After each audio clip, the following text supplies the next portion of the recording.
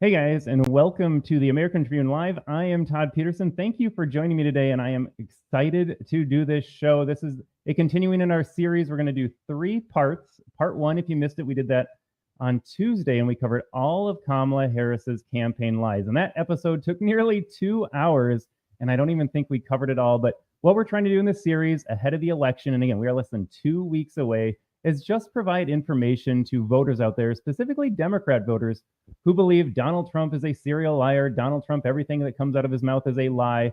And their candidates, Kamala Harris, Tim Walz, they can do no wrong. Even though they do interviews, they do town halls, and the only things they can offer are, on day 1, we're going to offer this, even though, why haven't you done this for 4 years? And Orange Man bad. That is the argument. And we're trying to dispel some of the myths out there. And an argument against this series, again, Kamala's lies, today Tim Walz's lies, we'll get to those in just a second. And then part 3 will be debunking all of the Trump hoaxes. The response to that is that, well, but Donald Trump.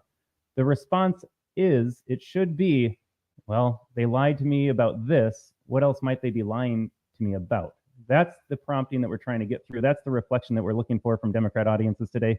We don't want to preamble too much. We've got so many lies to get through. Let's see if we can do it in under an hour 45 like we did to Kamala. But let's get to it. And again, this show is for a conservative audience. If you need some talking points, if you need some ammo in your pocket, as it were, when you're having these conversations with your Democrat-leaning family members, friends, neighbors, what have you.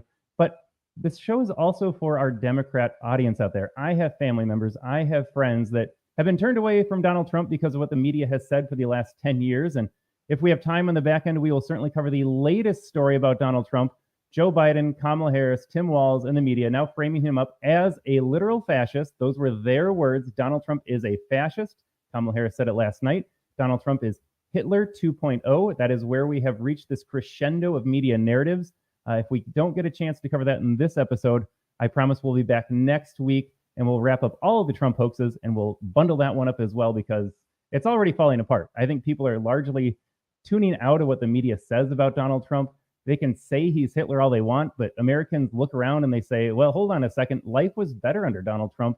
Joe Biden, Kamala Harris, I haven't seen a lot of improvements in the country, and I'm hearing a lot of empty promises. If I can even get that out of Kamala Harris. All I hear from Kamala Harris is, I was born in the middle class. My mom bought a home when I was a kid. Donald Trump, Donald Trump, Donald Trump. So not a lot of arguments, not a lot of persuasion coming out of their side, but let us dive into it here. We've got so much to cover here. If you're sticking around for the entire show, make sure you get a load of all these lies here. I'm going to run them down really fast, and then we'll start playing the clips. And the way that I do this, I'm going to present what Tim Walz has said himself, or what his campaign has said, or what his past campaigns have said, and then we'll go to the facts. We can either debunk it with information from government resources, from media reporting, but make no mistake, everything that you're going to hear today is a lie from Tim Walz. You don't have to like that it's a lie. You don't have to feel good that I'm debunking what you thought was true, but I'm asking that you reflect on what you've been told by the Harris campaign, by Tim Walz, by the media, and just have that in the back pocket when you're going to the polls and say, well, I thought all this was true and it turns out it wasn't. But we're going to talk about lying about the smallest things, and I'm going to start with this clip, but he lied about cooking. He lied about white man tacos because they lie about everything. He lied about IVF when he's trying to grow a family. He's lying about Aurora and Springfield, about a past DUI, about his son witnessing a shooting, about being in Tiananmen Square during the freedom protests in 1989, about Trump losing manufacturing jobs, his idea of minding your own damn business. We'll talk about that hypocrisy. We've got to cover abortion. I covered abortion a fair amount in the Kamala episode when she went on the debate stage against Donald Trump and made up everything about what Donald Trump's positions are on abortion. I'm going to review that today, and only because abortion is the number one issue based on polls for Democrat voters. Not the open border, not the economy, not endless foreign wars overseas, not what is happening to your kids in their schools or in your own homes. And again, I got to reiterate the point, Tim Walz signed legislation in Minnesota as governor that the state could remove your child if you don't, quote, affirm their trans identity. Mind your own business indeed here. And of course, we're going to bookend this with stolen valor, perhaps the biggest lie of all about Tim Walz. All of that and more here, but let us dive into the first hoaxes. And again, I see us joining the live podcast here. This is a live show, so you get the mistakes that come with it. You get all the commentary that comes with it. But let me know in the comments below. Let me know what you think about Tim Walz. Let me know what you think about the fact checks that we're producing today. and share this content with your friends. Again, this is the American Tribune Live with Todd Peterson. You can find us on Rumble, find me on my Twitter. You can find us on Spotify, which we go to after the show ends. But I encourage you to share this with all your family members that vote Democrat, all your friends that vote Democrat. They need to know this because I'm going to tell you right now, they don't. When we talked about Kamala Harris, we debunked the fine people hoax, which people still believe when they go to the polls. But let's start with this. This is white guy tacos. Like I said, they will lie about everything, big and small. Why would you lie about your eating styles or your cooking? I don't know, but they did. Take a look at this. White guy tacos and what is that? Like mayonnaise and tuna? What are you doing? Pretty much ground beef and cheese. That's okay. Do you put any flavor in it? No. Here's the deal. No, they said to be careful and let her know this, that black pepper is the top of the spice level in Minnesota, you know. I'm the first vice president, I believe, who has ever grown chili peppers. I'm trying to expand my food knowledge. You know, we've got some cantaloupes. You'll be fine. Yeah. Okay, so that was a real video put out by the Harris campaign. And just for a little context there, Kamala Harris made the comment at the end, I'm the first person running for president to grow chili peppers. Like, she has actually used this line in the black community. I don't know if internal polling or focus groups show that that's a powerful line or it helps her connect with these voters, but specifically that was inserted in there to attract the black vote. But Tim Walz, if you think back, he says, pepper is the hottest thing we've got going in Minnesota. And look, I am in Minnesota. I've got a bland palate, as it were. It is what it is. So he's playing that up. I'm just your Midwest uncle, trying to get those vibes out there. But it's a complete lie. Take a look at this. Representative Tim Walz, this is from 2014, had a winning hot dish recipe. You don't win hot dish recipes by putting ground beef and cheese in your taco and maybe a sprinkling of pepper. You just don't do that. And then it says he won the Minnesota Congressional Delegation's annual cooking contest for the second year in a row. Tim Walz has won recipe contests, and look, I even got the recipe to show up there as well. It's going to get a little blurry here with some of the other graphics we've got on the screen. You can see all the ingredients. He's got garlic in there. He's got some of his pepper that he talked about. He's got other spices. I mean, it's pretty bland as far as a chili recipe goes. I wouldn't say that this is a winning recipe. I would say this is something you could Google, and Alexa might tell you, like, how do I make chili? Well, here's a standard recipe for you. But he won. The point is he won a recipe contest. So how can you, let's go back to the video. And what is that? Like mayonnaise and tuna? What do you? How do you just joke about mayonnaise and ground beef and cheddar cheese? He lied about his cooking. Why would you do that? That's the point. So we're starting small. We're going to work our way up. We've got to talk about IVF. So here's another lie from Tim Walz. And IVF is an interesting one. This was a big talking point. It centered around Alabama's attempted legislation to even ban IVF. They went a little extreme if you're on the left, a little extreme for a lot of folks out there, even too extreme for Donald Trump. We'll listen to Donald Trump's own words in a second here. But Tim Walz lied about he and his wife using IVF to get pregnant. And again, you'd ask, why would you say that? I had to clarify that you had said that you and your wife used IVF, but it turned out you used a different kind of fertility in order to have children. And then when you ran for Congress in 2006, your campaign repeated. Okay, I'm going to stop right there because she's going to ask two questions that we'll talk about both of these lies here because it's going to be about the DUI, I think. But if you're listening on the show, this is CNN. This was, remember, Kamala Harris's first big interview, and she couldn't do it alone. She brought Tim Walz on with her. So there were lots of jokes about, her needing support with a white man, let's say, or a man to help her out. But Tim Walz joined Kamala Harris in this interview that was supposed to be Kamala Harris's first introduction to the American public via major media outlets.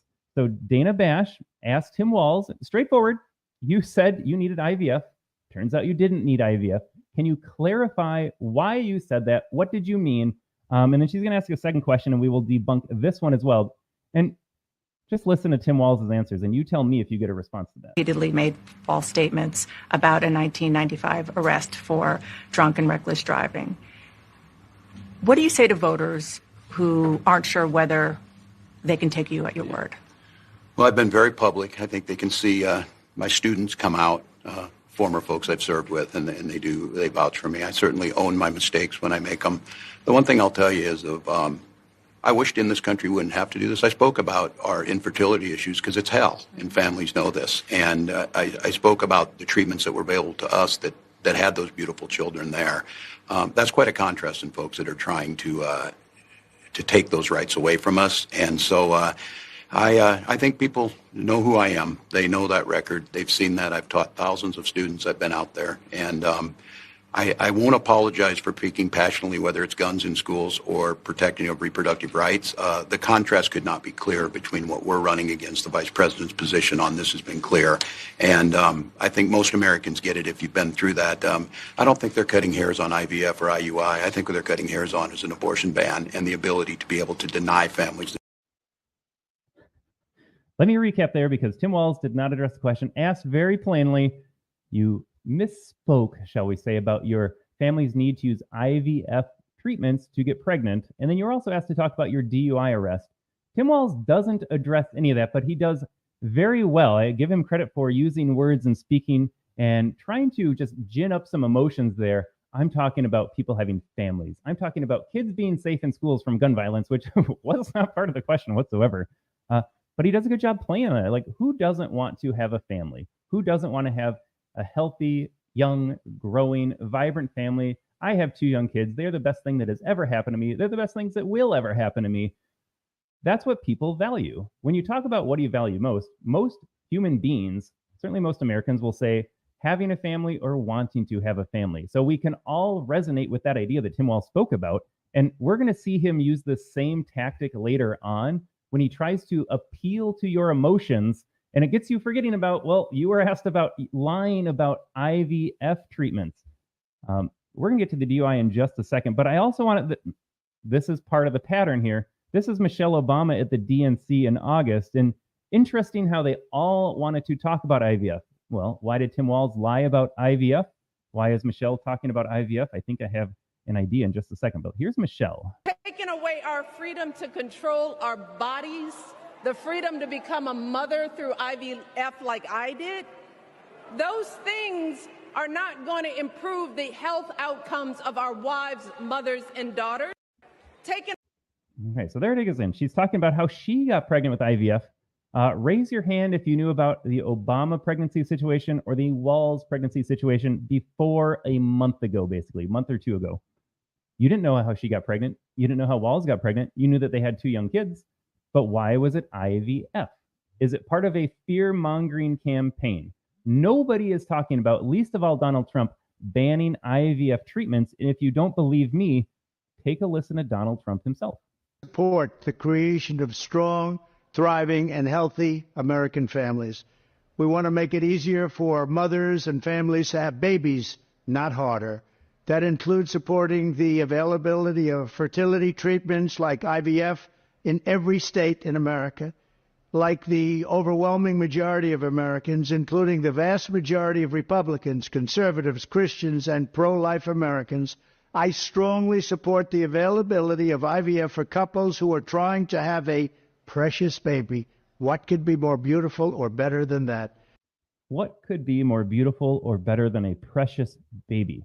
Now, that appeals to my emotions, but Donald Trump is also speaking truthfully. He released this video, I think it was back in June. It goes back a little bit of time.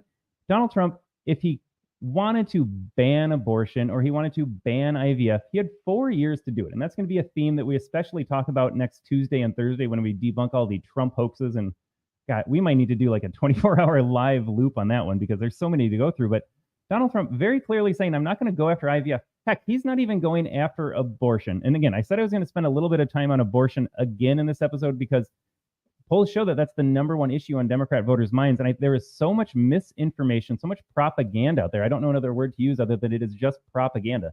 Donald Trump is not going to ban IVF. Donald Trump didn't even ban abortion. Let's be very clear about that.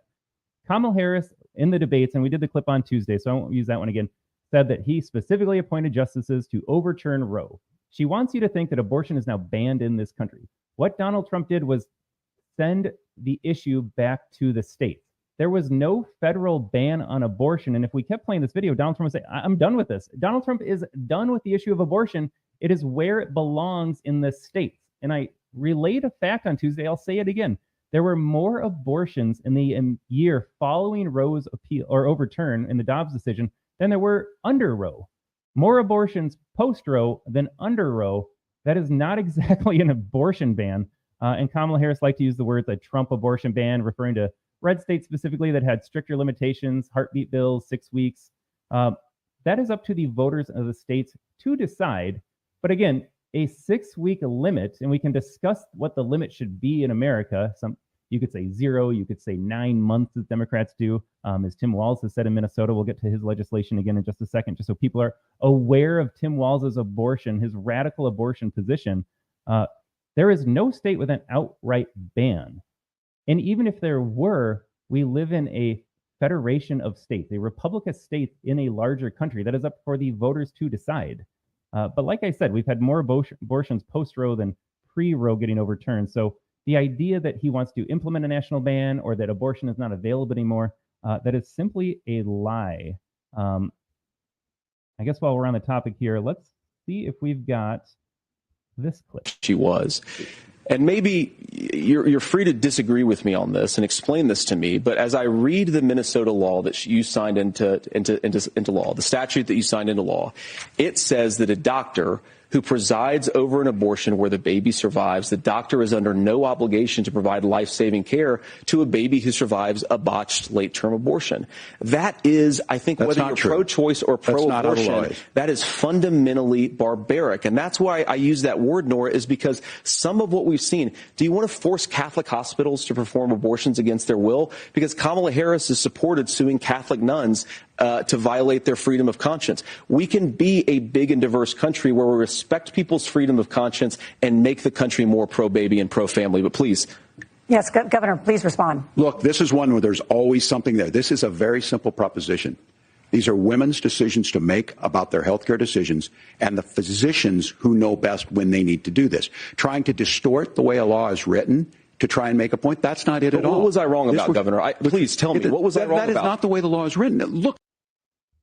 We're going to go to the law right now. We did this on Tuesday, but again, I think this is an important issue to cover because this is what people are voting for specifically.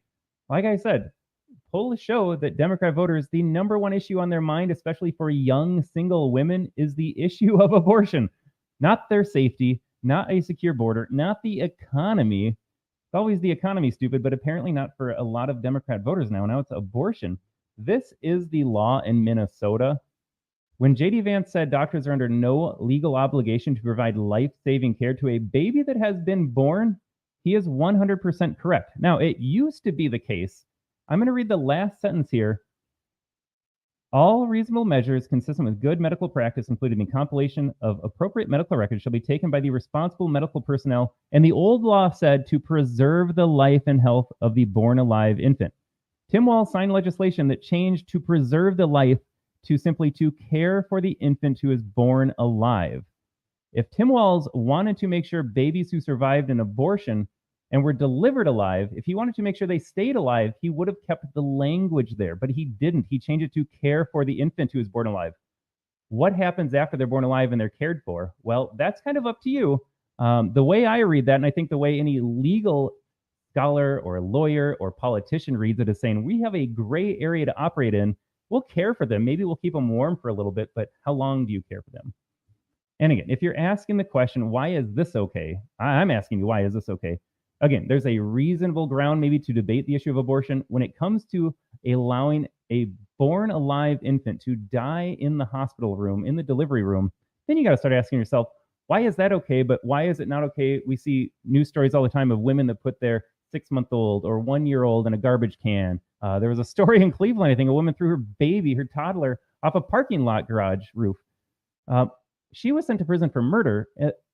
My question for Democrats is, what is the difference? What is the difference? A baby that is born alive can be left to die in the hospital room, but a woman could leave the hospital with that baby, and the very next day they could end up in a garbage can and she'd be charged with murder. And then also in Minnesota, if you kill a pregnant woman, you are charged sometimes with 2 counts of homicide. Make that make sense for me. And I'm not trying to be glib. I'm not trying to be condescending. It does not make sense if you think about it. But as you've listened to Kamala Harris, as you listen to Tim Walz, you talk about women have the right to choose. What are they choosing exactly? Why do they get to choose that? And why in just those specific circumstances do they get to choose it? Those are the questions that I think we all need to ask here. But again, Donald Trump not banning IVF. Tim Walz said he used IVF, and we just debunked that lie. Even CNN had to ask him the question. All right. CNN also asked, though, in that interview about his DUI. Let's debunk the DUI, and we're going to go to CNN. Again, this is not Todd Peterson saying that, this is CNN saying it. I'm going to read a little bit from this article here. So here's the headline from CNN. This was published in August of 2024 this year. Tim Walz's 2006 campaign falsely described details about his arrest for drunk driving in 1995. Let's take a listen here. When Democrat vice presidential nominee Tim Walz first ran for Congress in 2006, his campaign repeatedly made false statements about the details of his 1995 arrest for drunk and reckless driving. According to court and police records connected to the incident, Walz admitted in court that he had been drinking when he was pulled over for driving 96 miles per hour in a 55 mile per hour zone in Nebraska. Walz was then transported by a state trooper to a local hospital for a blood test, showing he had a blood alcohol level of 0.128, well above the state's legal limit of 0.1. Actually, that's 0.1 is rather high. I think most states are a 0.08. But in 2006, his campaign repeatedly told the press that he had not been drinking that night, claiming that his failed sobriety test was due to a misunderstanding related to hearing loss from his time in the National Guard. We are going to get to stolen valor at the end. That will be the capstone of all of Tim Walz's lies. His stolen valor claims are by far the worst. But even right here, he's trying to play the I was a National Guard soldier, and so I have hearing loss related to that. That is a complete lie. The campaign also claimed that Walz was allowed to drive himself to jail that night. And here is what CNN says about that. None of that is true. Let me repeat, none of that is true. A CNN K-file review of statements made by the Walz campaign at the time reveals numerous discrepancies between how the campaign described the events and the facts of what actually took place that night. Here we go. The DUI charge was dropped for a reason. It wasn't true, Walz's then campaign communications director told local news in 2006. The trooper had him drive to the station and leave on his own after being at the station. Tim feels bad about speeding. He feels bad about speeding, not drinking and driving and potentially killing somebody, and has paid the ticket and apologized to his family at the time it happened. Apologized to his family, not other drivers on the road that he could have crashed into and killed. Here we go. In fact, the incident's police report clearly states that Walz was transported by police to a local hospital for blood alcohol testing after being arrested. And this week, Nebraska State Police confirmed to CNN that Walz was taken by a state trooper to jail. Let's scroll down a little bit. Walz has subsequently acknowledged the facts of this case, admitting during his 2008 campaign for governor of Minnesota that he had been drinking and driving. So in 2018, he was willing to admit he was drinking and driving when he first ran for governor. Minnesotans elected him. Minnesotans re-elected him anyways in 2022. But now in 2024, he gets asked a very simple question about your DUI by CNN's Dana Bash, and he can't even answer it then. Might voters have a different idea about Tim Walz if they found out about his DUI driving 96 miles per hour? And then let's go back to, so now you heard it from CNN. I wanted to begin with CNN. There's the infamous mugshot here. This one is, we'll get that on the screen a little bit more. That is a real mugshot from his DUI. So I wanted to start with CNN. Now let's listen to Fox News describe it as well.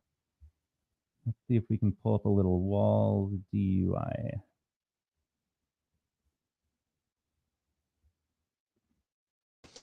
Walz failed the field sobriety test first, then the breathalyzer. He blew a .128, well above the legal limit.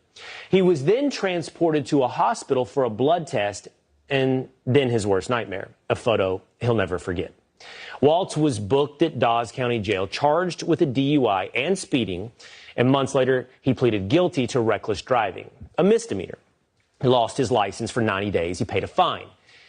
Tim hung up his headset. He resigned in disgrace as the coach of Alliance High School and packed his bags for a fresh start in Minnesota. Walz has been running from his past, but it has now come back to haunt him. First, 10 years later, Tim had his eyes on Congress, and here's how his campaign said things went down that fall September night. The DUI charge was dropped for a reason. It wasn't true. The trooper had him drive to the station and then leave on his own after being at the station. They describe it as a whole big misunderstanding. Tim had, quote, hearing issues from his time in the Guard and couldn't hear the trooper during the sobriety test.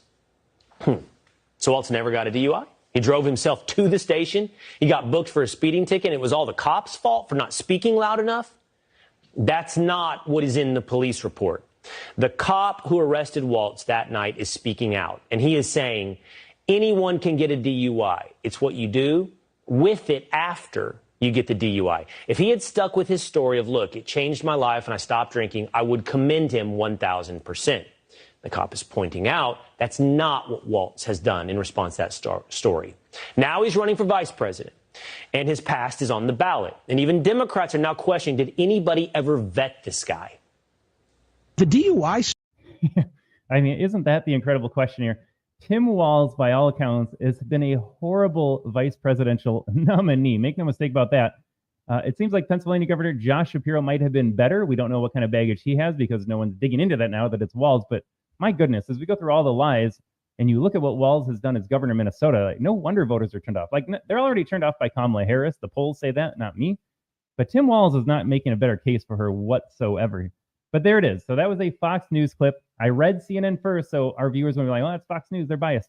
Notice it was basically the same thing. It was verbatim from the CNN article. Tim Walz, make no mistake about it, lied about his DUI record. And I wonder why, because voters tend to not like stuff like that. They don't like those behaviors. All right, but we have so many other lies to get into. I'm going to go into, this is one of those other small lies. And again, you just wonder, why would you say it? And of course, we know why he would say it, because it feeds into this narrative of needing gun control. But taking a this moment from the vice presidential debate, when Tim Walz lied about his son witnessing a shooting. Look, I want to just sort of speak as a father of 3 beautiful little kids, and our oldest is now in 2nd grade.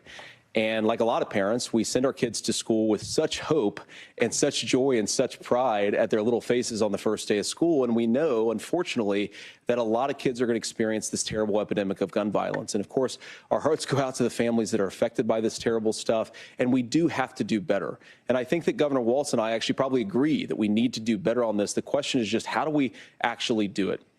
Now, here's something that really bothers me and worries me about this epidemic of violence. The gross majority, close to 90% in some of the statistics I've seen, of the gun violence in this country is committed with illegally obtained firearms. And while we're on that topic, we know that thanks to Kamala Harris's open border, we've seen a massive influx in the number of illegal guns run by the Mexican drug cartels. So that number, the amount of illegal guns in our country is higher today than it was 3.5 years ago. But what do we do about the schools? What do we do to protect our kids? And I think the answer is, and I say this not loving the answer, because I don't want my kids to go to school in a school that feels unsafe or where there are visible common sense by something. And look, surrounded by dozens of the Sandy Hook parents, and they were looking at community center play nightmare. Look, bipartisan solutions for how to do that. Governor, you have 2 minutes. Well, I think all the parents watching tonight, this is your biggest nightmare. Look, I got a 17-year-old, and he witnessed a shooting at a community center playing volleyball. Those things don't leave you. As a member of Congress. So there he is in the debate. My 17-year-old son witnessed a shooting at a community center. Plays on your hearts. Like he said, parents' worst nightmare. That is actual truth from Tim Walz. Credit to him for speaking honestly. That is every parent's worst nightmare. Something happening to your kids. The problem is, it's just not true about what he said. His son did not witness a shooting. In fact, police records show that the shooting occurred outside the rec center where he was, and that his son never witnessed it. Those are the facts. His son didn't witness the shooting. It sounds good. Like everything Tim Walz says, it sounds good. I want to control the gun violence epidemic, which if he wanted to, he could probably target gangs in the inner cities where illegal handguns are responsible for, by and large, the majority of shootings that occur in America. It is not the law-abiding AR-15 owning American going out and doing most of the gun violence. It is inner city gang members. FBI data backs that up. It's illegal handguns. But then we're soft on crime in the inner city. So Tim Walz is lying about wanting to do something about gun violence anyways, but straight up lying about his son witnessing that. And again, the only reason he lied about that is because it sounds good. How many people voting in America are parents? The majority of them, they don't want anything happening to their sons or daughters any more than Tim Walz wants something happening to his sons or daughters. Nobody wants that. And to dispel the myth, Donald Trump and J.D. Vance do not want anything to happen to people's sons or daughters as well. J.D. Vance very eloquently put it like, there are other ways to tackle this, but nobody wants that. Nobody wants this. All right, let's take a move on down here. I think we're gonna have fun with this. Take a listen. Questions, and they asked him, Why are you and J.D. Vance making up stories about people who are in this country legally, putting them at risk, spreading disgusting, untrue stories about folks in Springfield, Ohio, Aurora, Colorado? That's what he's been doing. All right. This is the clip that's going to set us up for some conversations here. Tim Walz referencing what is happening in Aurora, Colorado. And again, for my conservative audience, well aware that illegal criminal gangs from Venezuela took over apartment complexes, entire apartment complexes in the city of Aurora. That is a fact.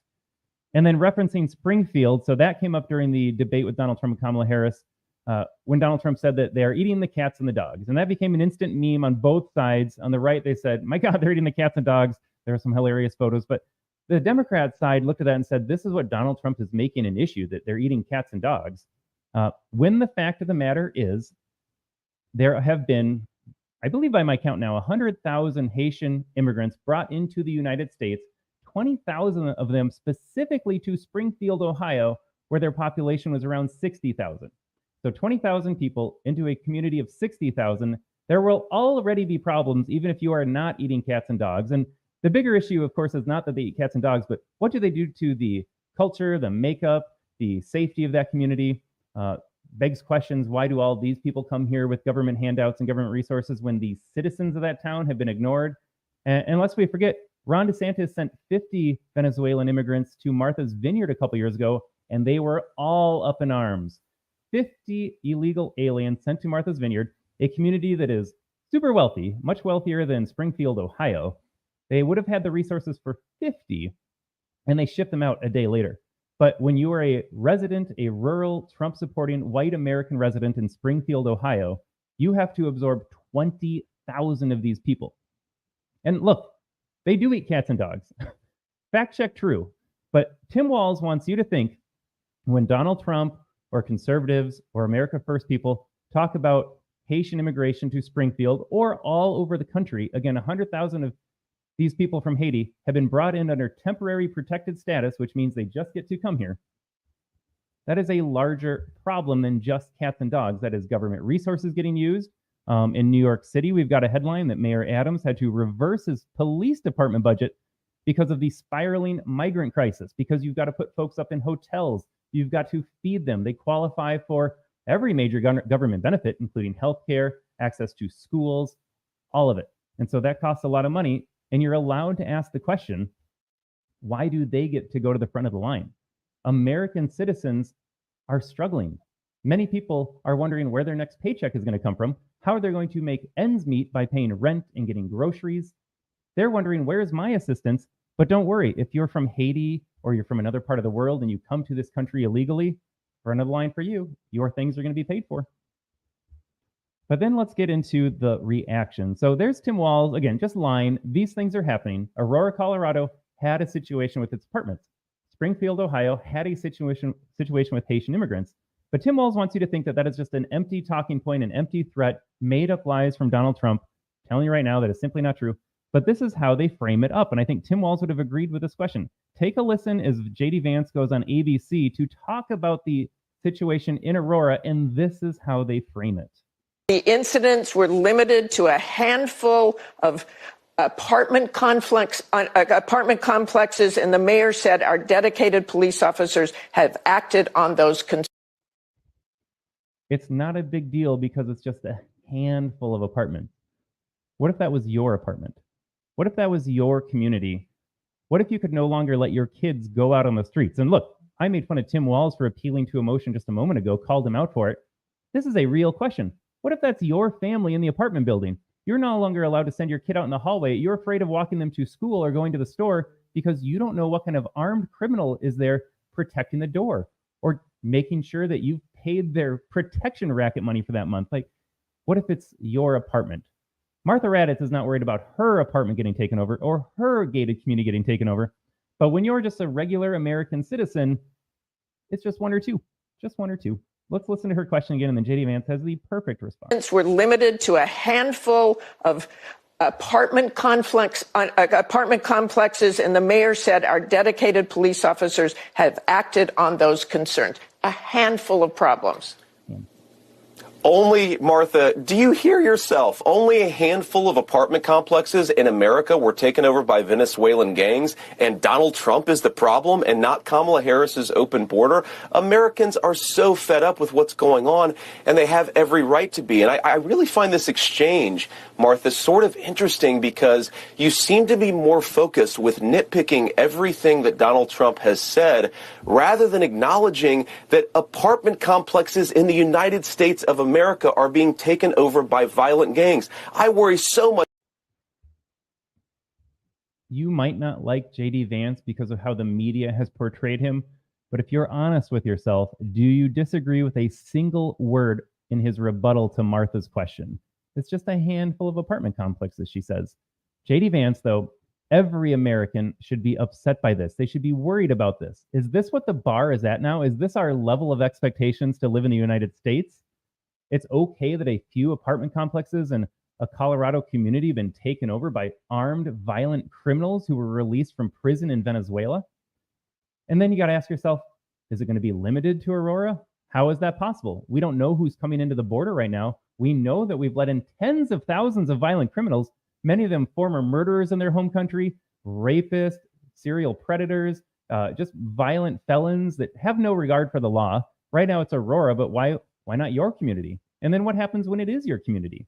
At a certain point, it becomes a little too late for change to happen. So now you're dealing with this in Aurora. I better find a new place to live because I can't live in this apartment complex anymore.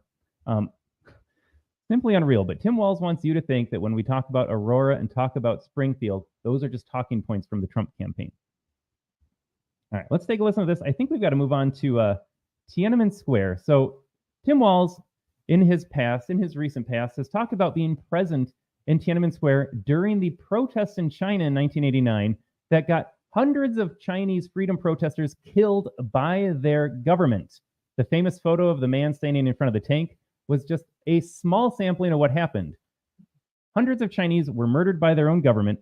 Tim Walz took credit for being there to witness the protest of freedom, and that's the moment he fell in love with democracy. The problem is he wasn't there. So let's see how he responds to that. Walz, you said you were in Hong Kong during the deadly Tiananmen Square protests in the spring of 1989. But Minnesota Public Radio and other media outlets are reporting that you actually didn't travel to Asia until August of that year. Can you explain that discrepancy? Yeah, well, can you explain that discrepancy? Buckle up, folks. And to the folks out there who didn't get at the top of this, look, I grew up in small rural Nebraska. I'm sorry, who is coaching this campaign? Kamala Harris's line, her infamous line now is, I grew up in a middle-class family. And Tim Walz answering a very serious question, I grew up in rural Nebraska. Like, they are so pathetic in their pandering. I'm not supposed to opine so much. We're supposed to lay out the facts, but please understand, this is such empty pandering right here. It is pathetic. But let's listen to his non-response more. Town of 400, town that you rode your bike with your buddies till the streetlights come on. The question was, can you explain the discrepancy? All I said on this was I got there that summer and misspoke on this. So I will just, that's what I've said.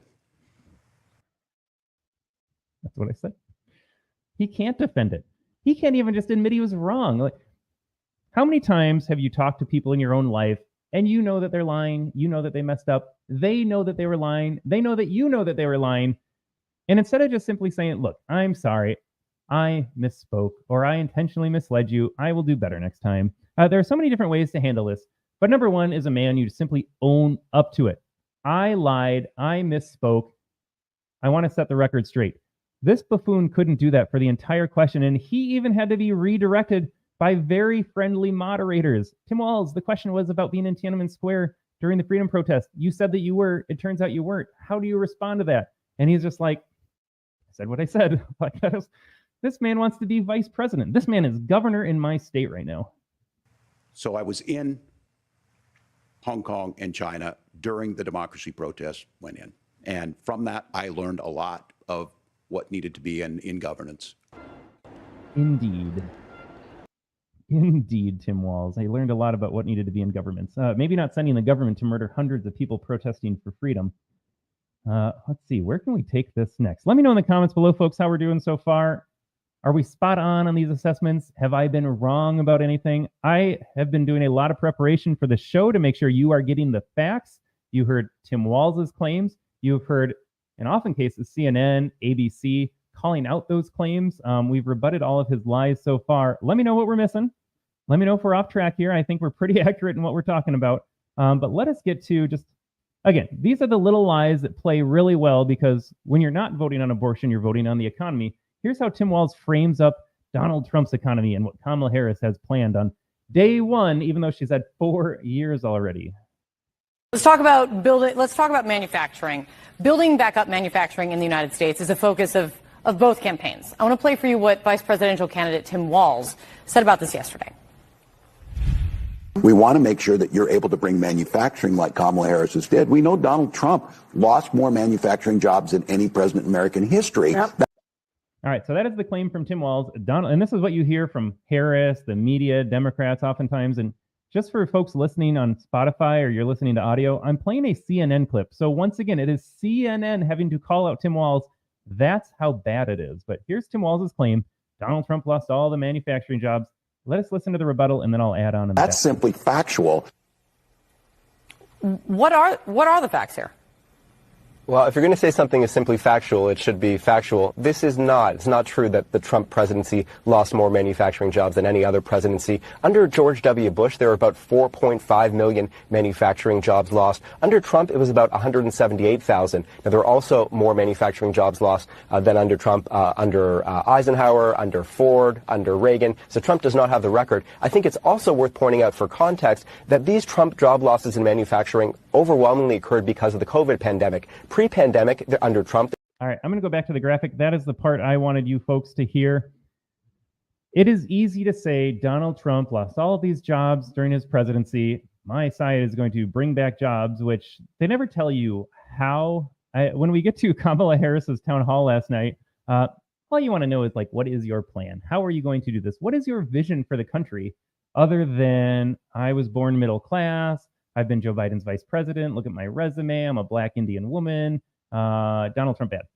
So they never really tell you a plan, but take a look at this graphic. And for those listening on audio, it says pre-pandemic, 414,000 jobs added to manufacturing, 178,000 jobs lost overall during the entire presidency. And the CNN commentator, the guest pointed out, and I'm going to point out the same thing. All of those jobs disappeared during the response to the pandemic. Now, I have my own thoughts on the government's response to the pandemic. We will talk about that during the Trump hoaxes, when they made up all sorts of lies about Donald Trump and how he was a racist for shutting off air travel to China. And then, what do you know, Joe Biden shut off air travel to China. But they lost those jobs because the economy was closed. You had to stay home. You weren't allowed to go to work. You weren't allowed to go to the gym. You weren't allowed to visit small businesses. And Tim Walz, more than anyone, maybe Gavin Newsom, maybe Andrew Cuomo have a leg up on him. Where I live in Minnesota, we face some of the most harsh and strictest COVID lockdown measures in the entire country, and for the longest time. Prior to joining the American Tribune, I was an elementary assistant principal in the Twin Cities area. My elementary school did not go back to having a full class size, a fully open school building until the fall of 2022. We had virtual learning March of 2020 all the way through December of 2021. And then from December 2021 to the end of the school year in May 2022, we had limited capacity in the school. That is a year and a half of not having full classrooms in Minnesota under Tim Walz's direction, saying, we got to be careful. Kids are susceptible. Make sure these kids wear masks. Make sure these kids are getting boosted and vaccinated. It was outrageous what happened in Minnesota. He would send small business owners to prison if they tried to stay open during the pandemic because they violated his executive orders. 90 days in prison, thousands of dollars in fines. By the way, he also released violent felons at the time because prison was too crowded and we didn't want to have people in close proximity. So you could be a violent felon in Minnesota and get let out of jail or prison at the time because you didn't want to be in too close proximity to other inmates and spread the virus. But if you were trying to operate your small business in Minnesota, you were then taking those spots. Again, this is not the show for COVID, but it was Democrats that promoted more than anybody else the harshest measures for COVID. They said, don't leave your house, wear a mask when you're going to the bathroom in your own house, because God forbid you breathe an air particle and spread the coronavirus all over your community. Democrats championed lockdowns, which means they championed gutting the economy. You don't get to, in hindsight, say Donald Trump ruined the economy when you were the ones with the leading voices about make sure nobody goes to work.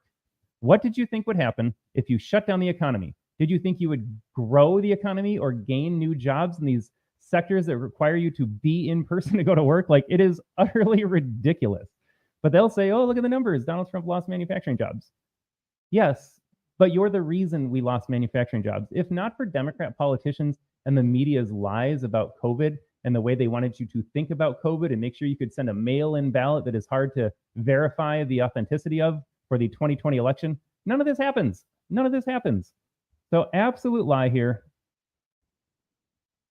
I think we covered that base pretty well. I went into a COVID tangent a little bit, but it's important to talk about. Governor Tim Walz had one of the strictest responses to COVID, and now he's trying to tell you that Donald Trump lost all the jobs. Like, you don't get to have it both ways, Tim. You just can't have it both ways.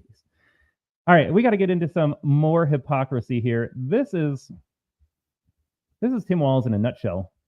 Let's talk about just being a good neighbor. Let's see if we can pull up that clip. Before we get into the neighbor one, I think we skipped over this one. We've got to cover his grammar, his wife correcting his grammar. Just starting to get to know you. I want to ask you a question about how you've described your service in the National Guard. You said that you carry... Oh, that's going to be National Guard stuff. I'm going to hold off on that for the very end here, but I want to get into being a good neighbor in Minnesota. I think we have these clips. Here we go.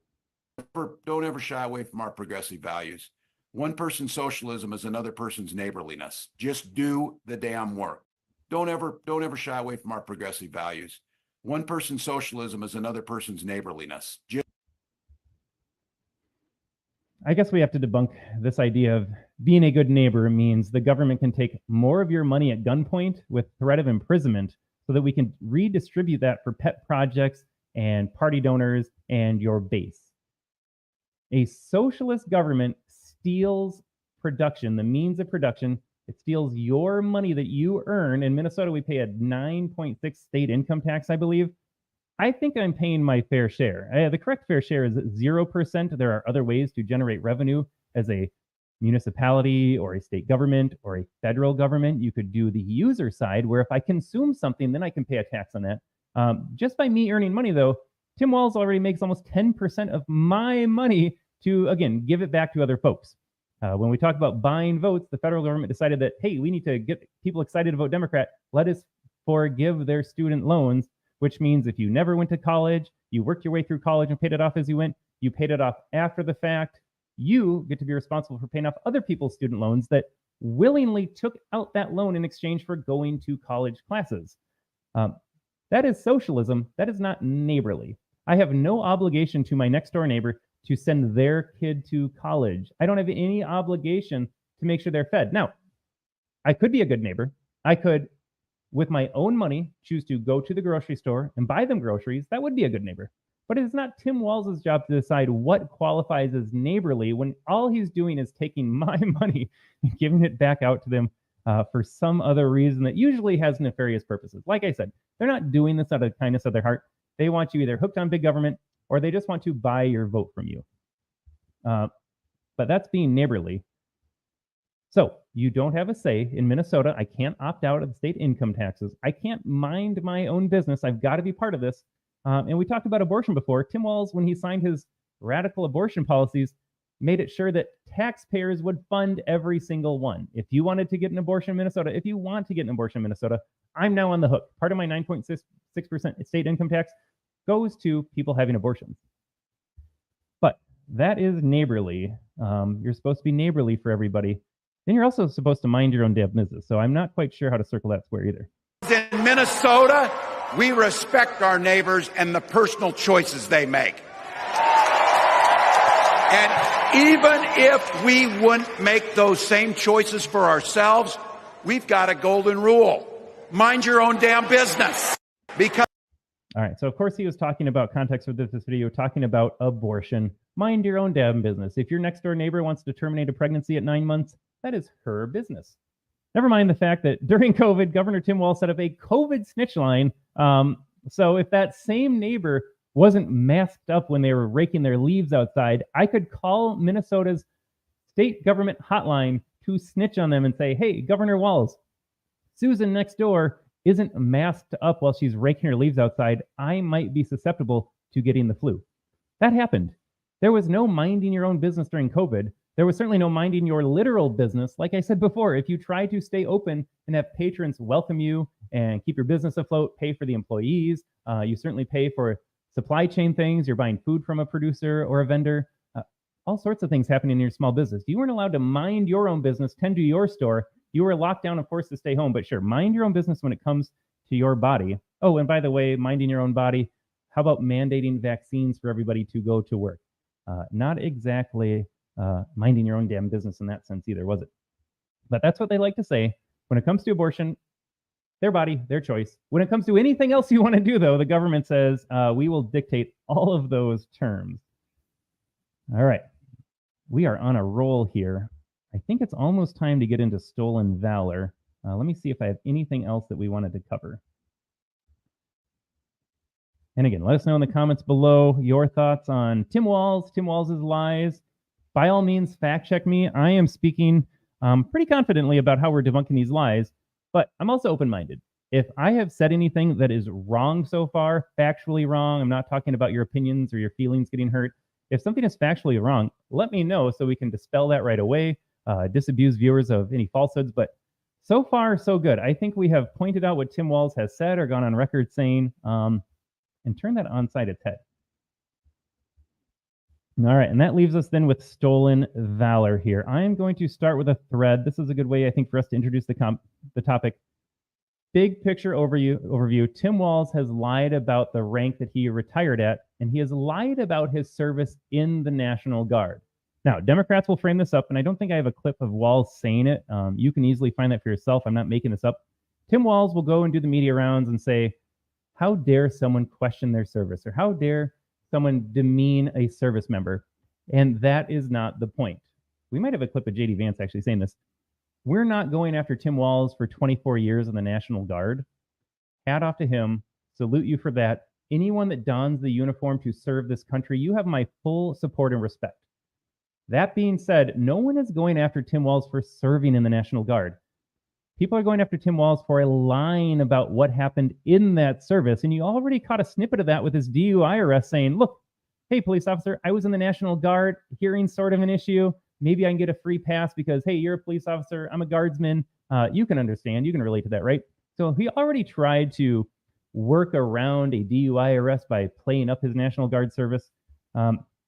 Let us share this thread here. It'll just be easiest to share make sure we share the right screen here. So here we go. Dustin Grage. This guy is my next door neighbor, basically, in Minnesota here. He is a fantastic follow if you are on Twitter, well connected to the Minnesota GOP. But he's done some great work with Tim Walz. And so he's going to give us a little background for all of this, and then we'll play some of the videos that are embedded as well. And like I said, Dustin is saying the same things. Tim Walz served this country honorably for 24 years. Regardless of party, this alone deserves recognition and celebration. Absolutely no disagreement there. Thank you for your service, Tim Walz, in the National Guard. It is what happened once he left the National Guard and how he left the National Guard, we'll get to that in just a second, that it becomes an issue. So I'm going to play, this is a good ad with some overview, and I've got the specific videos that we can play on our own here. Again, take a listen. Let us know what's wrong. Tim Walz wants to be a heartbeat away from Commander-in-Chief, but Tim Walz has lied about his military record for years.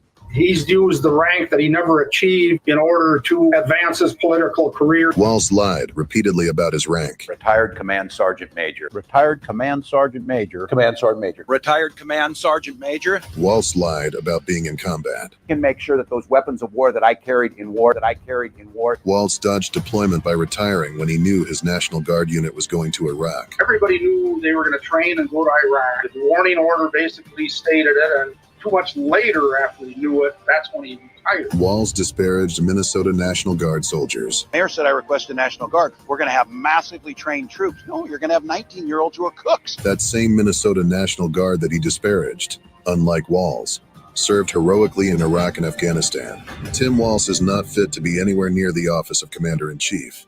Tim Walz is guilty of stolen valor. A felony, by the way. Those keeping score at home, Donald Trump's a felon. Well, all those court cases are getting thrown out, but Tim Walz violated the Stolen Valor Act of 2005, which would make him a felon if found guilty.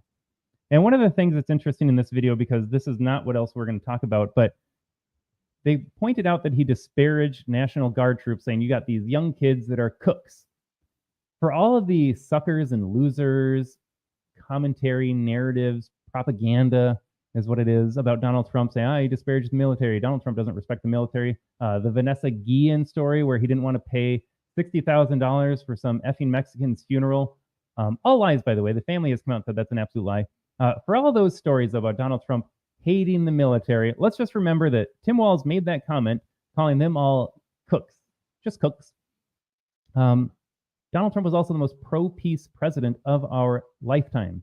No new wars, a safer world abroad. And I don't care about world respect.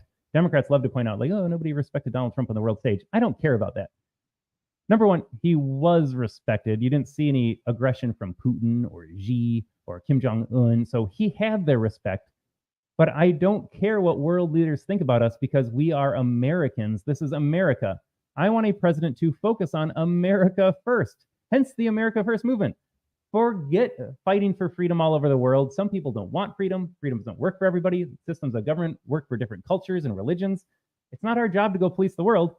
I want to focus on America. So Donald Trump, most pro-peace president, already speaks volumes for what he thinks about troops because he's not sending them overseas to get needlessly killed in the service of the military-industrial complex, big oil, what have you, regime building over there. All right, so powerful ad there.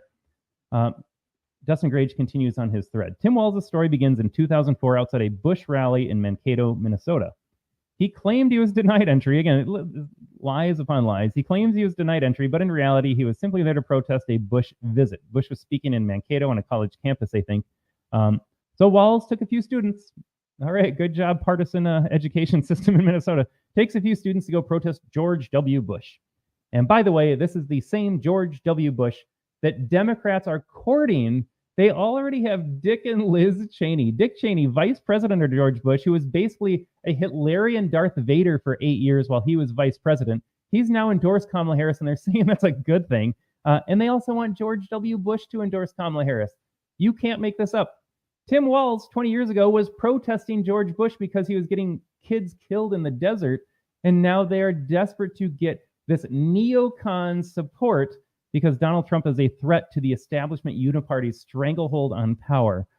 If I had told you 20 years ago that this dude protesting here would be running for vice president, and the person he was protesting would now be the same person he wants to get an endorsement from, if you're voting Democrat and you're old enough to have voted in 2000 and 2004, and you were just like, oh, I can't vote for George Bush, he's Hitler. You want George's endorsement now. I don't know what else to tell you. All right, this video is pretty interesting as well. This has been around for a while. I think this video came out in the early 2010s, but someone confronted Tim Walz way back then about stolen valor, pointing out the fact that, hey, Walz, you repeatedly said that you were in Afghanistan with Operation Enduring Freedom. Well, turns out you were in Italy. Look, we're not disparaging Tim Walz's service. You usually don't get to decide where you're deployed. Some people get deployed to Afghanistan. Others get deployed to Italy. It is all important in this web of support. That being said, you don't get to claim service in Afghanistan if you didn't go to Afghanistan. And that is the point. No one is calling out Tim Walz for serving admirably for 8 months overseas in Italy. They're calling him out for lying about that service here. So we'll play just a little bit. This is a 3-minute video, but here is someone confronting his staff. My name is Dave Thole. This is Travis, president of local constituents and Iraq War vet. We're hoping to talk to someone about a photograph I have of Congressman Walz. Okay. Not sure if you have ever seen this picture before. Okay. Well, in it depicts 2004 in Afghanistan. Right. Congressman Walz is not an Afghanistan war veteran, is he? He served in Italy as part of Operation Enduring Freedom. Okay, but he didn't serve in Afghanistan, did he? Not that I'm aware of. I guess I've always referred to it as, he's was called up and served in support of Operation Enduring Freedom. Okay, so is there any question in your mind what Enduring Freedom is? No. Okay, so I guess most people, and you yourself included, would associate enduring freedom with Afghanistan. Right, but Okay. I mean, I think it, as I also understand that it encompasses a great deal. And there. Well, Okay, so you get the idea there. Continuing on. While Walz, I'm continuing with Dustin's thread here on Twitter. While Walz is not an Operation Enduring Freedom veteran, he has tried to correct this error over the years. Okay, so again, giving Walz some benefit of the doubt, acknowledging that Walz is trying to correct the narrative. He later claimed he deployed to Italy in, quote, support of Operation Enduring Freedom. The only problem is the Department of Defense does not recognize Italy as a deployment in support of OED. So even as Walz backtracked, he didn't backtrack far enough. He said, oh, I was in Italy to support OED. But the government, the Department of Defense, the Pentagon, they said, oh, hold on a second, that doesn't exactly qualify as supporting that mission in Afghanistan. All right, so while Walz oversaw a battalion that deployed in support of Operation Enduring Freedom, he personally did not. More on that in just a second. Walz doesn't have a GWOTE because Italy isn't recognized. He never earned the hardware and is actively claiming the valor of his men to this day. In addition to Walz committing stolen valor over his misrepresentations of OEF, he also misrepresented his rank for decades, claiming rank of Command Sergeant Major retired. Of course, the only problem with that, and again, we have government documents verifying this, he never retained that rank. So Tim Walz served while he was active as Command Sergeant Major. However, I wonder if we can make this a little bit bigger here.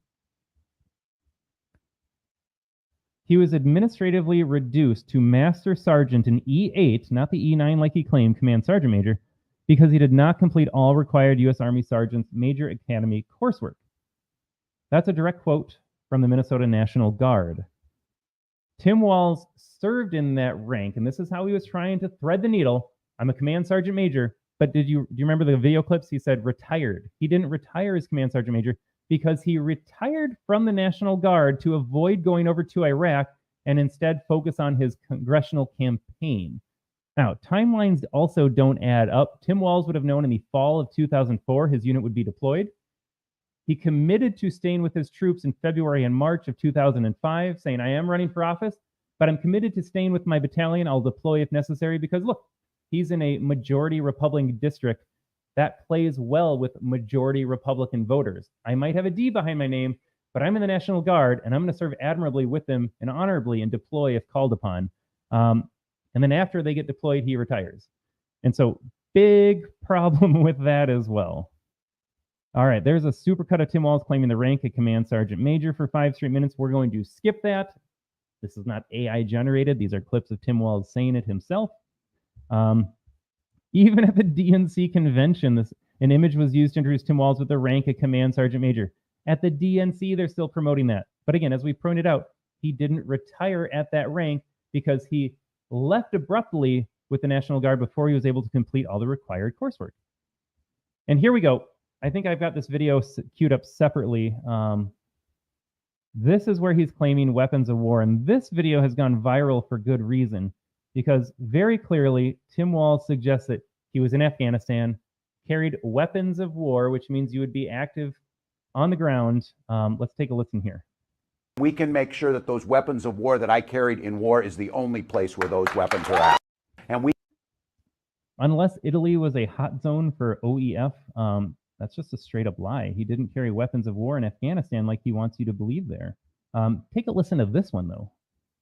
When I was in Afghanistan, you know what our troops were worried about? They were worried about their families' health care. I'll play it again. When I was in Afghanistan. All right, so we very clearly outlined the case that Tim Walz was never in Afghanistan. According to the Pentagon, he wasn't even supporting the efforts in Afghanistan. But when I was in Afghanistan, boy, Tim Walz didn't realize that the media scrutiny would get to him. He had a D behind his name. They don't do that. All right, let's see what else we can do here. I think we're going to finish with the thread there. And then take a look at this headline here. I'm going to go to Politico. Let us see here. I think we got to remove this for a second.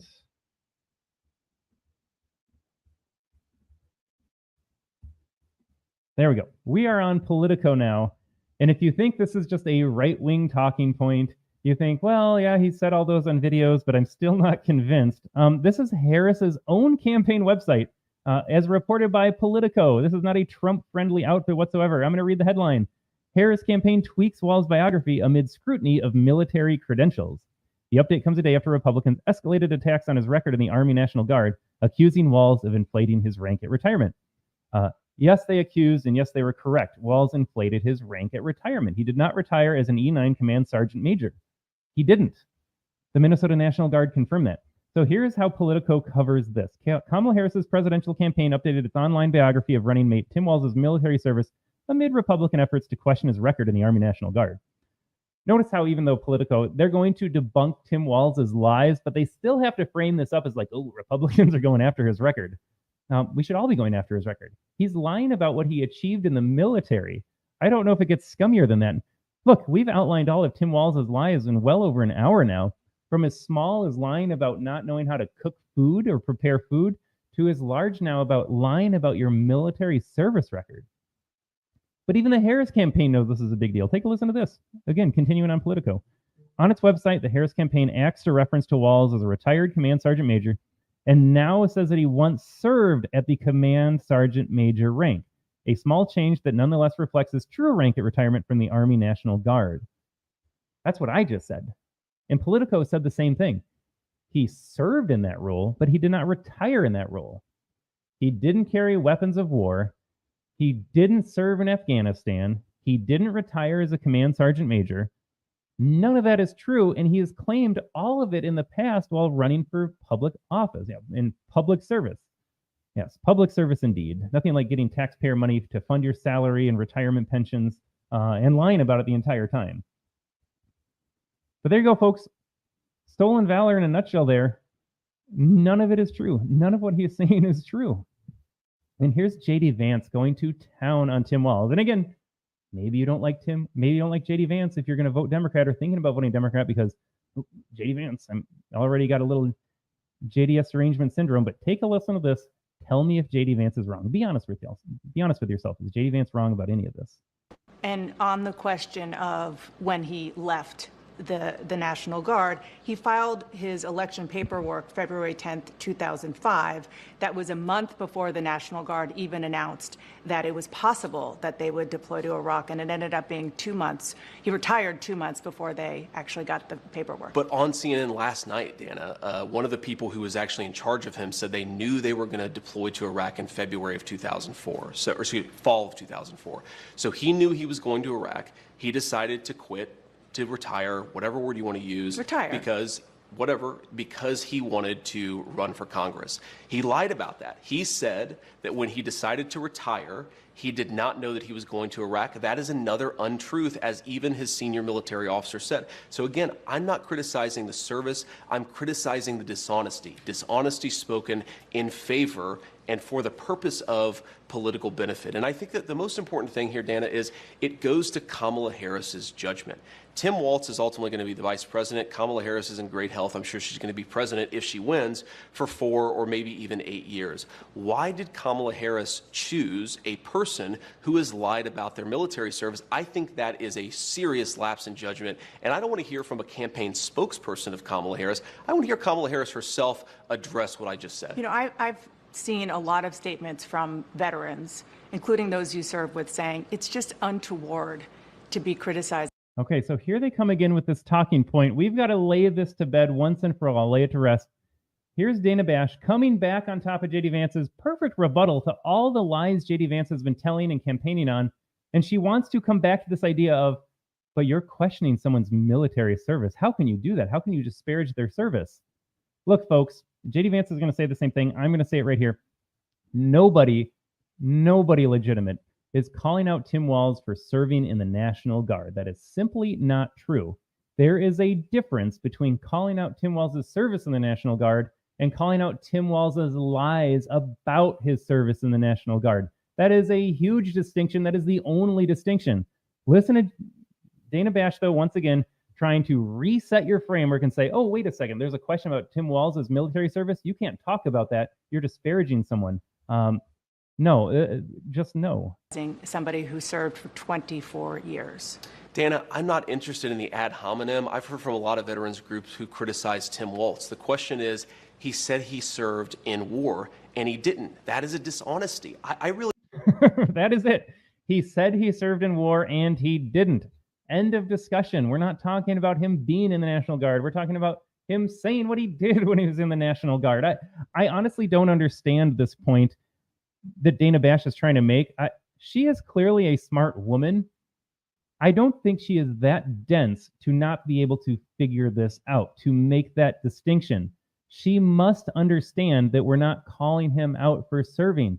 We're calling him out for lying about his service, what he did when he was in the National Guard. She's a smart woman. She must understand this.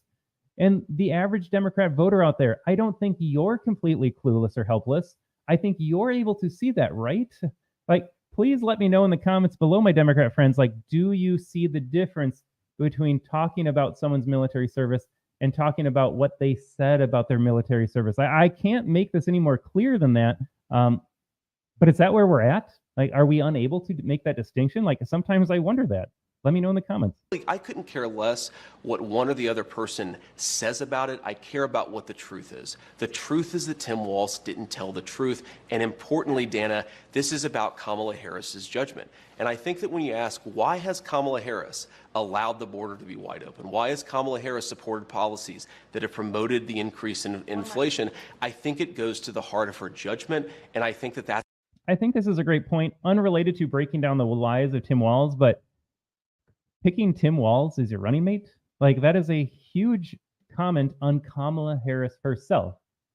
Now, we could speculate why she didn't pick Josh Shapiro. There's lots of rumors out there. What kind of base is she pandering to or trying to ignore, not upset? But she chose Tim Walz. Like, you had Gavin Newsom, who he's got the hair gelled back. He's ruining California more than Tim Walz. I think Tim Walz is competing with Gavin Newsom with some of the policies they're pushing out. But Gavin Newsom is certainly more popular than Tim Walz. And you'd be like, oh, but Gavin Newsom was a hypocrite during his COVID lockdowns. Like, he still went to restaurants, or he still sent his kids to private schools, even though he didn't let the public school kids go in person. Like, but Tim Walz has that same nonsense too with COVID. So I don't know if that's the issue. You wonder if he declined the nomination. Gretchen Whitmer would have been popular. They would have had the two women on the ticket. I think they were probably afraid of losing more male voters. So she ended up picking Tim Walz, who is just an awful candidate. And he's a serial liar, like this headline is showing here. Like, we haven't even covered all the lies, but they're everywhere. And if we wanted to, we could play a clip from Tim Walz at just a debate rally last night or his latest speech, and we could pick any random part, say, Todd, can you talk about this 1 minute of Walz speaking? And I think we could point out lies. Like, it's just everywhere. But she picked him. Kamala Harris picked Tim Walz. So let's move on here. We got Tim Walz. I think let's finish up this Stolen Valor segment with him trying to get in front of it, as it were. Boy, we've played a lot of clips of Kamala trying to defend her policies, and she just turns into a bumbling mess. This one might win prizes. In war, but you have never deployed actually in a war zone. A campaign official said that you misspoke. Did you? Well, first of all, I'm incredibly proud. I've done 24 years of wearing the uniform of the... Stop right there. The question was, you lied about weapons of war. Your campaign said you misspoke. We have already ended the conversation about we're not talking about your service. But what does Tim Walz say very first? I'm proud of my 24 years. We're all proud of it, Tim. We're not proud of the fact that you lied about what you did in there. Like, enough of this. Enough of this. Who does this play to? This country. Equally proud of my service in a public school classroom, whether it's Congress or the governor. My record speaks for itself, but I think people are coming in to know me. I speak like they do. I speak candidly. I wear my... Candidly is not the same thing as lying blatantly. He lied about his service to win in a Republican majority district when he first ran for Congress in 2005. He didn't misspeak. He intentionally lied. My emotions on my sleeves, and I speak especially passionately about our children being shot in schools and not related about shooting kids in schools. And short of confiscating every single firearm in the country, these people have never put forward an actual plan that would keep kids safe. They just don't have it. Nobody wants kids killed. Nobody wants a gun-free America when all you have to do is look at what some of the policies coming out of Washington, D.C. look like, and go back in time a little bit to say they always disarm the populations. I think we've got to do a separate gun control story. Yeah, you don't have to like an assault weapon, which is not a real term. Yeah, you don't have to be afraid of it, but you should definitely not like what other governments have done in the past when they took away all of the guns from their populace. And you know who's still going to have guns besides the government? Criminals. Criminals will still have guns. They're just trying to come after law-abiding citizens who do not hurt other people with those guns. So I think people know me. They know who I am. They know where my heart is. And again, my record has been out there for over 40 years to speak for itself. And the idea that you said that you were in war. Did you misspeak as the campaign has said? Yeah, I said we were talking about, in this case, this was after a school shooting, the ideas of carrying these weapons of war. And my wife, the English teacher, told me my grammar is not always correct. But again, my grammar is not always correct. That he actually said that. So flashback to the debate with J.D. Vance, and he's up there looking just panicked about, I don't know how to explain this China story. I said what I said.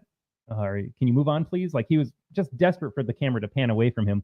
And here he said, my wife pointed out that I have an issue with grammar sometimes. Like, folks, are we buying this? And you can't just say, like, well, Donald Trump lies too. I'm asking you to confront all of Tim Walz's lies. I'm asking you to confront his complete non-answers. Complete non-answer. He was asked 2 times by Dana Bash in this clip here. You talked about carrying weapons of war in Iraq. You're accused of violating the Stolen Valor Act, of committing stolen valor. How will you persuade Americans that they can trust you on other issues? How can you come clean to the American people? Because you're busted, Tim Walz. You're completely busted on this lie. And he can't do it. Folks, how is this okay? if it's not this, it's an attack on my children for showing love for me, or it's an attack on my dog. No, well, I don't even have time to get into it. We should have covered the dog story too. Yeah, he apparently has multiple dogs named Scout.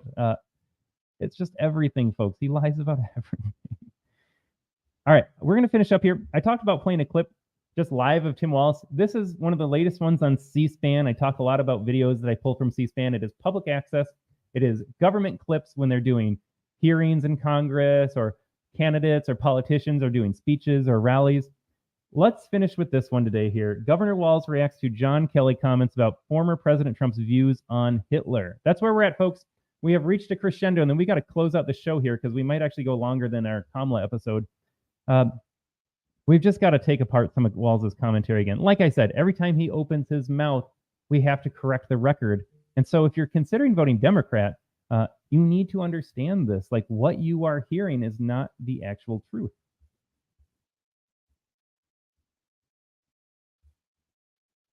Oh, it says we're having an invalid video file here. We might have to... All right, it's not letting us play the video, unfortunately, here. With that, folks, we might have to complete our Tim Walz episode because we are at the end of our list about lies. I'm going to save the Trump is Hitler commentary. I'm going to save my reactions to Kamala Harris's town hall event last night. Actually, I wonder if we have a really... While I got you here, I wonder if we have a clip that we could do of Kamala Harris talking about...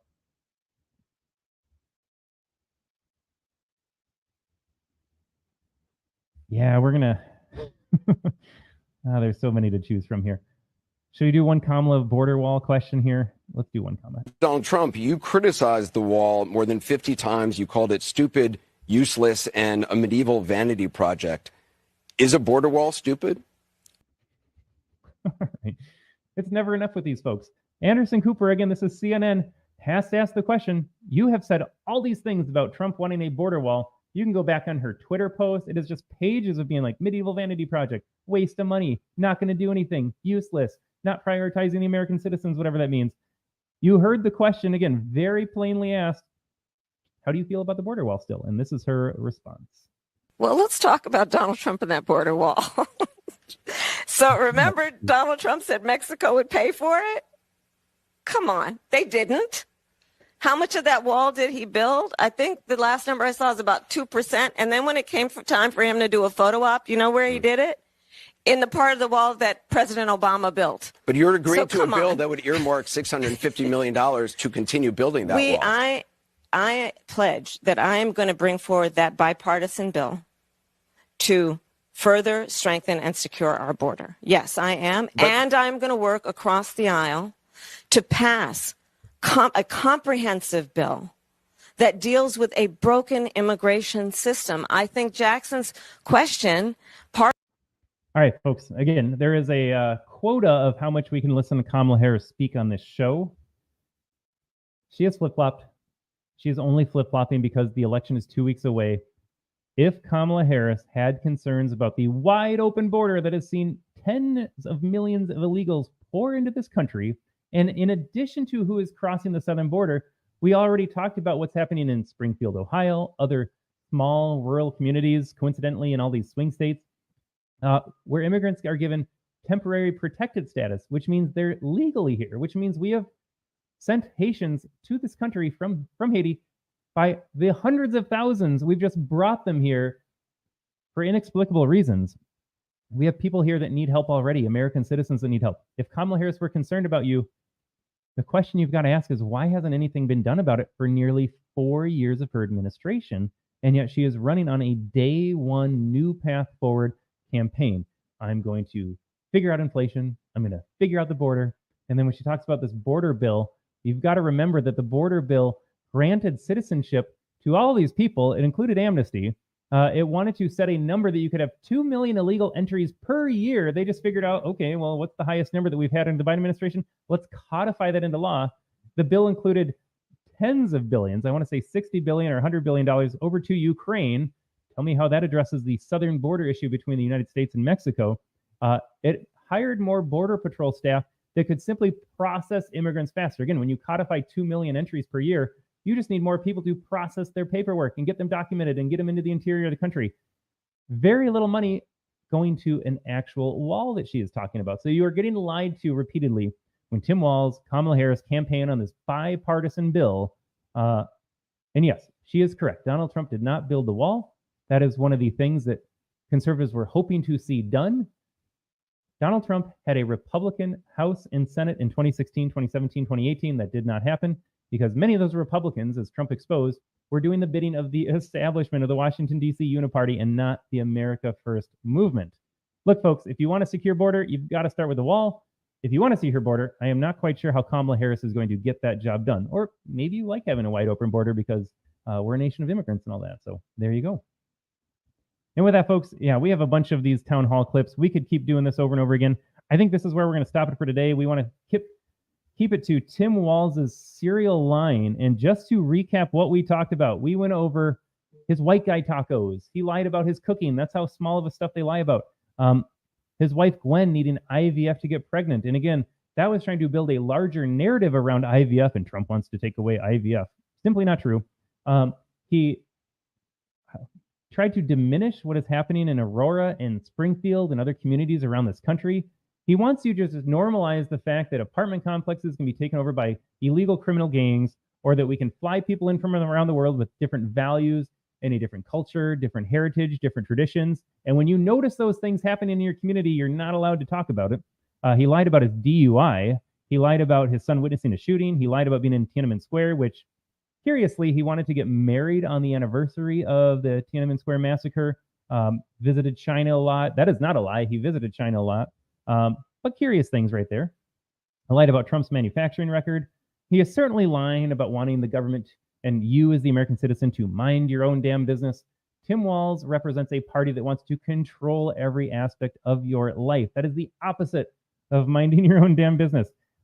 He was not coming clean about abortion. He refused to simply say that, yes, I signed legislation in Minnesota that codified the ability to murder a human being born after a failed abortion attempt.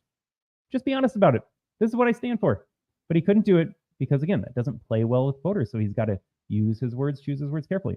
And then, of course, he lied about his service record. He lied about what he did in the military.